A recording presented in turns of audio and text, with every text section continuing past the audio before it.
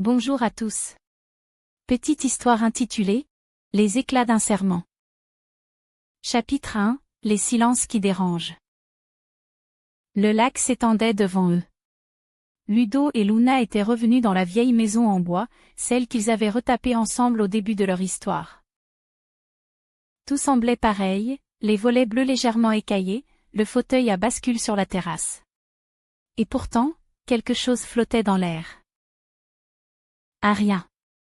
Les gestes restaient tendres, mais Ludo sentait un fil invisible se tendre entre eux. Il n'avait pas de nom, ce fil. Juste un frisson.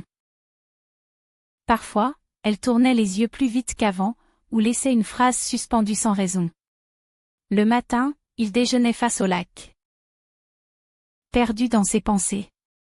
Il notait chaque détail. Le carnet des petits bonheurs restait fermé sur la table. Un jour, il écrivit seul, en cachette, « Le silence de Luna me serre la gorge. Peut-être que je me trompe. Peut-être pas », il posa le carnet dans le tiroir, sans l'enfermer, espérant qu'elle le lirait.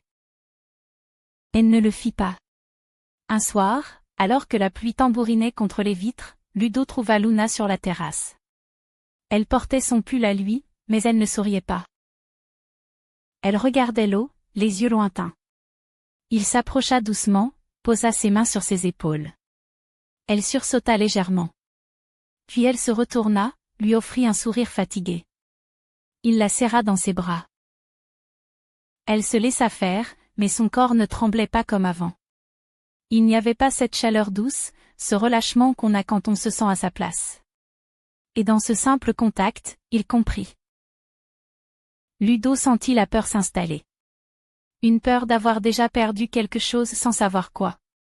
Dans la chambre, cette nuit-là, elle s'endormit plus vite que lui. Il resta éveillé, écoutant la pluie, le souffle de Luna. Il se leva sans bruit, descendit dans le salon et ouvrit leur boîte aux souvenirs. Il chercha un signe, un mot, rien. Et pourtant, il sentait que la vérité s'approchait. Doucement. Comme un pas dans la neige. Il la redoutait, mais il la voulait. La pluie redoubla d'intensité, comme pour couvrir le silence. Les murs tremblaient légèrement sous le vent. Il sentit la présence de Luna dans chaque recoin du chalet. Une certitude le traversa, ce qu'ils avaient construit n'était pas perdu. Mais quelque chose était en train de changer. Et il devrait avoir le courage d'ouvrir les yeux, enfin.